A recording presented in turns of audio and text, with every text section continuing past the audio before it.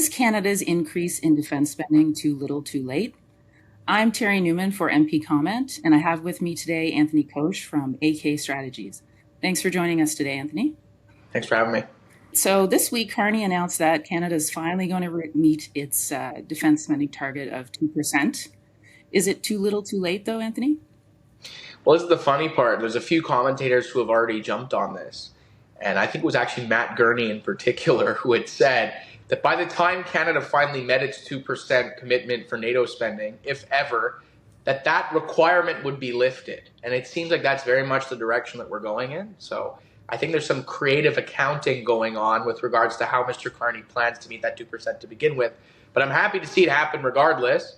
But it now seems like, at the behest of Donald Trump, the President of the United States, that NATO's moving towards something closer to 5% instead of 2%, given the changing global landscape. So great, we finally met or are on the verge of meeting a target we were supposed to have been meeting for the better part of the last 2 or 3 decades that we've almost every year, I believe, failed to meet.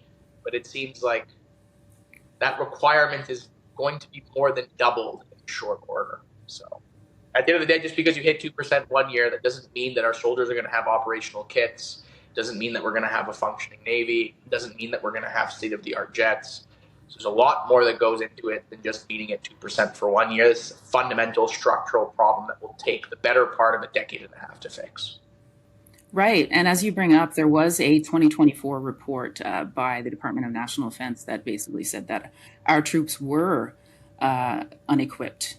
And the report also noted that there were personnel shortages and retention issues due to poor living conditions, high operational demands, and inadequate support for our troops. Now, that's really interesting, considering we were already spending $53.4 billion before this latest increase that's proposed of $9.3 billion, which will bring us up to $62.7 billion. So there's a question of, even was the spending that we were doing so far, it was woefully inadequate, and how was it being done? Was it being done efficiently? Yeah, well, I got buddies that are in the forces, right? And they'll all come and say that most of them have actually, at various points in their service, had to buy their own kits because the stuff that was provided by the government was either so bad or non-existent. But the other component that I think here, and Pierre Poilievre did a lot of talk about this during the previous election and the run-up to it, and I agree, which is restoring a culture of war and warriors in our armed forces, right? The kind of people who in every society are naturally predisposed to join the military and become a soldier, disproportionately young men, obviously, of a specific disposition, shall we say.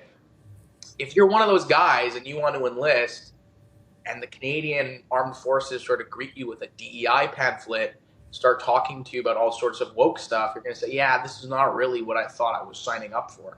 And if there's any institution in our society where that should probably be less important, and we should prioritize things like physical competency and desire to quite literally be a warrior, because I think, let's call a spade, guys, the industry of war is the industry of death. You're fighting people. It's about the most gruesome, least politically correct environment possible by design, and it should be. And yet, if you're one of those people and you're showing up with that in mind, that's not what you find on the other side of the recruitment desk. So it's a combination of a couple things.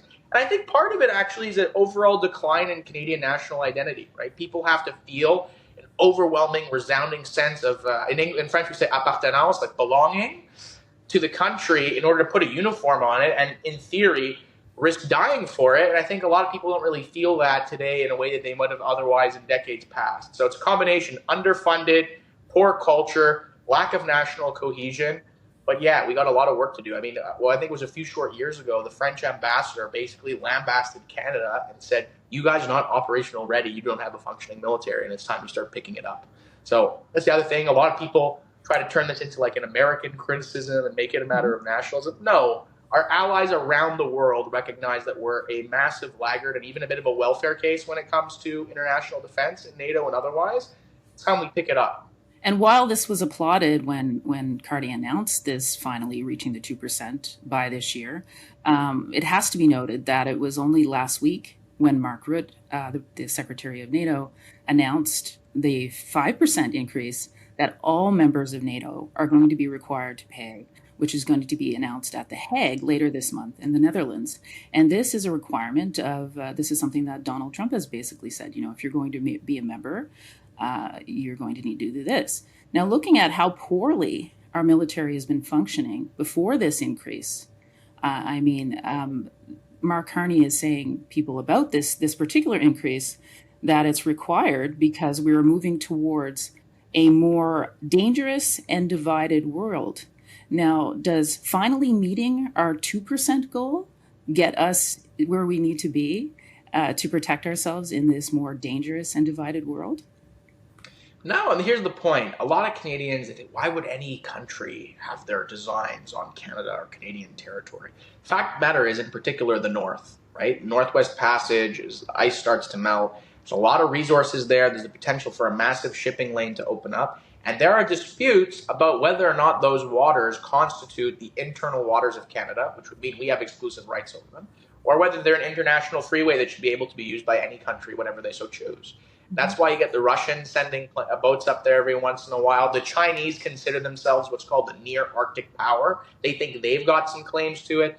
The Americans have some concerns. So, it's all good to say elbows up and we need to be more independent. But the fact of the matter is right now, as things currently exist, we are 100% reliant on America giving themselves their sort of protective shield over us right now, if for whatever reason we were to actually have a direct threat to our sovereignty from a country that's not the United States. So I think this is the point. NATO, the basic premise of it, for those who don't know, basically if any country within NATO is invaded, attacked, or subject to a military intervention by an enemy nation, every other country in NATO is obligated to jump to that country's defense. Okay? So being a part of that organization, but not making the necessary investments, it's basically like being a welfare case in the international security sense, right? We are saying we don't need to invest in our military and our national defense because all these other countries, disproportionately the United States of America, is going to take care of that for us. That's not the spirit of an independent country. It's not the spirit of a self-respecting country. And it's most certainly not the spirit of a country that most recently decided that we wanted to once again reassert our difference and particularity vis-a-vis the United States. So it's one thing to get mad at the Americans for treating us like a satellite state, but at the same token, we have to recognize the many ways in which we often behave like one. Absolutely. If we're making a claim for sovereignty, then we have to be able to defend ourselves. Thanks for joining us, Anthony, and thanks everyone for watching. Thank you.